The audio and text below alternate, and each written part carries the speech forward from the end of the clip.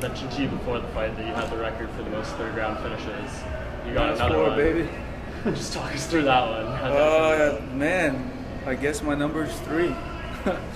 No, so like I said, I always fight to finish, and I don't give up, you know, and I always try to seize the opportunity to get that finish, you know. You guys seen the fight. I went forward. I went to have a war.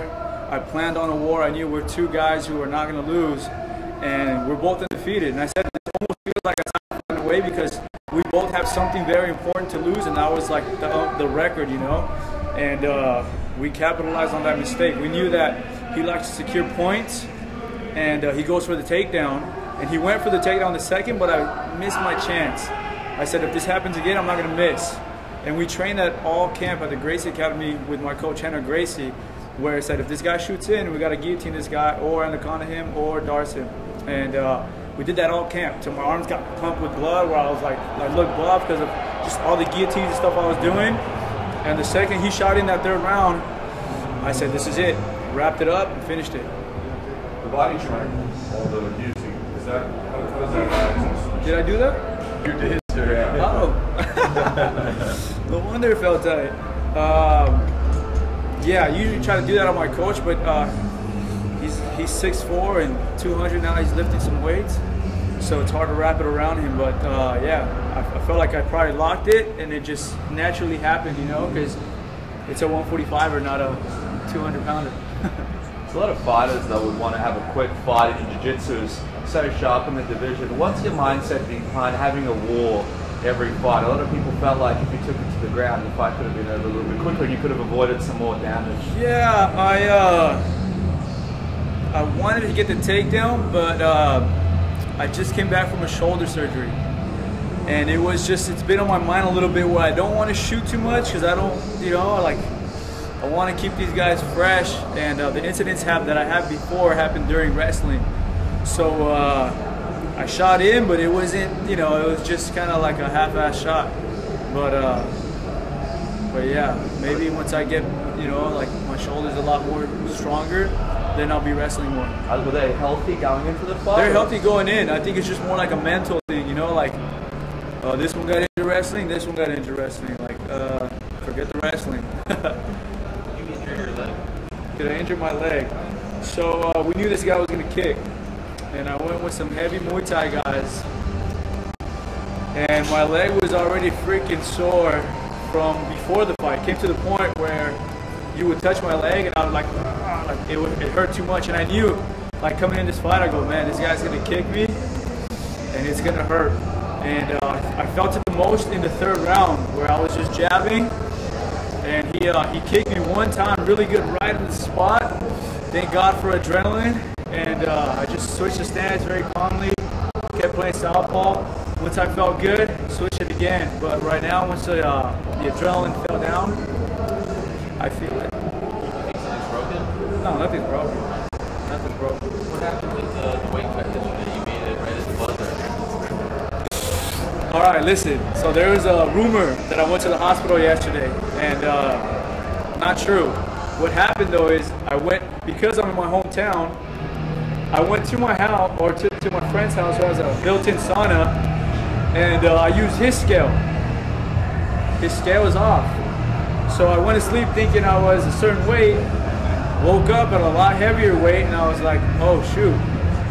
So now they're like, yo, you have less than 2 hours to cut X amount of weight. And at first it seemed like I'm not gonna make it. So I went in my room, moved all the furniture, did everything, put the sauna suit, did 10 5-minute rounds in the sauna suit, to the point where I was just, I gotta make this weight. I need this fight. I want to fight. And I got down at and the last weigh-in is at 11. You can't weigh anything later than that or the fight is canceled. So I got down at 1050. They're like, you're 146.5. I was like, oh shoot.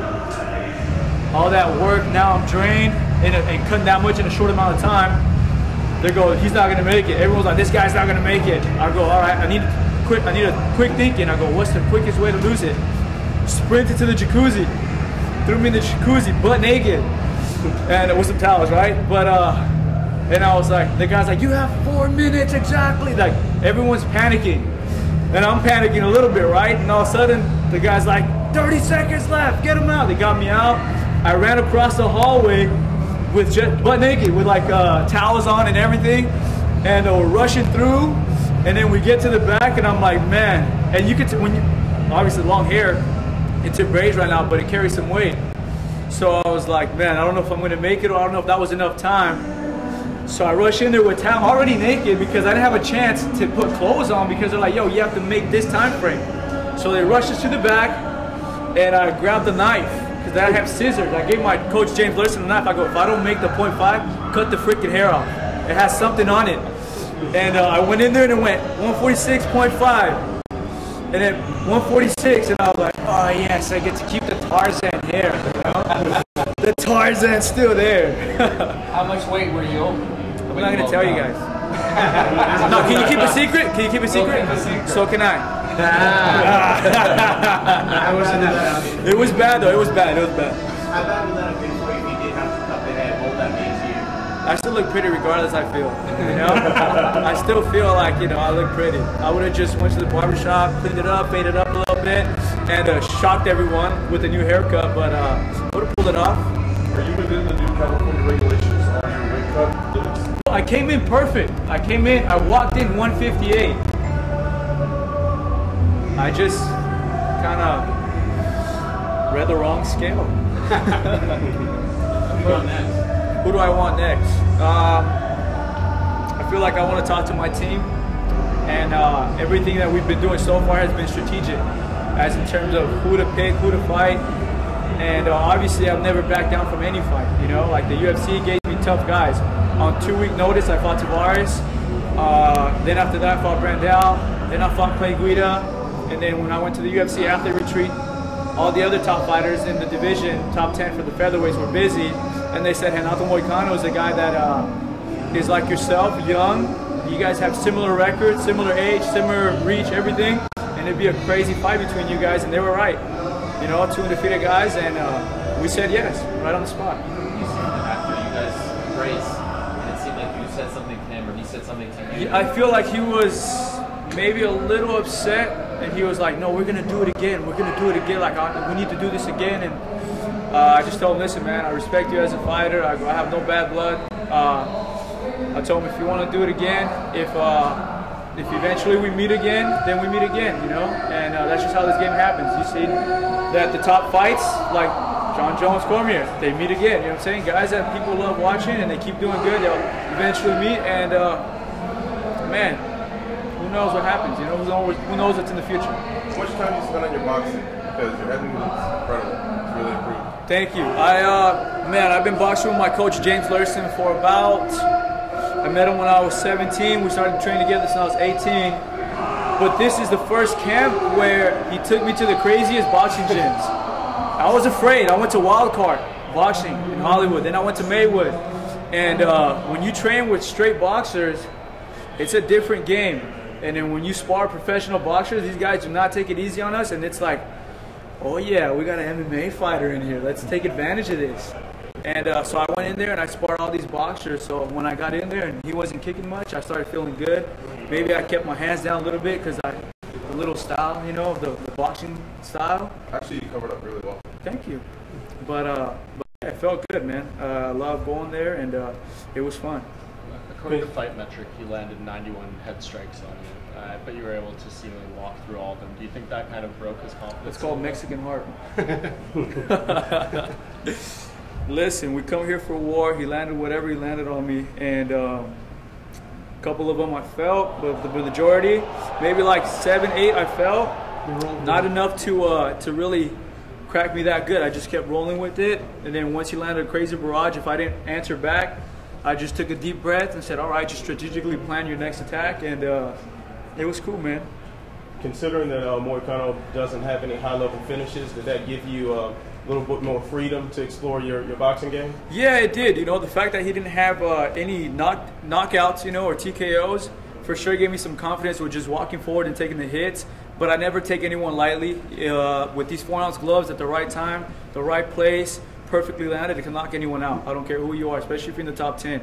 So I knew that coming in, but something triggered me when I was in there. I said, you know what, we're gonna go to war. My coach James Lursing said, let's go forward, let's bang it out. Henry Gracie, my other coach, said, you know, like keep doing it till he eventually folds and takes you down. We seize the opportunity for the submission we've been training all camp, and everything worked on my boxing coach's side and on my jiu-jitsu coach's side. It was like the perfect balance of both of them. Did the fact that you're in your backyard, did that give you that extra incentive? It felt great. When I fought Clay Guida, I was a little bit like, man, these fans, what's up with that? I'm in my hometown and you guys cheering for the other guy. But Clay Guida's an amazing guy, you know what I'm saying? He's obviously a veteran. He's very well respected in the sport.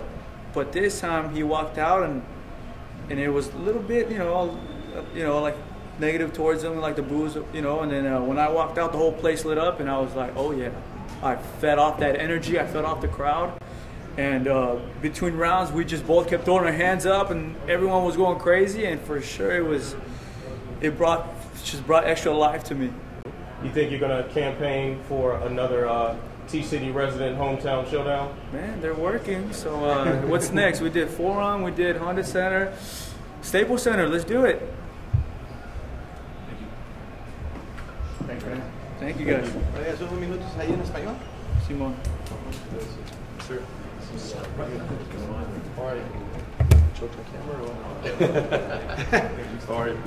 Pues Brian, felicidades, acabas de conseguir pues tu cuarta victoria en fila dentro del UFC.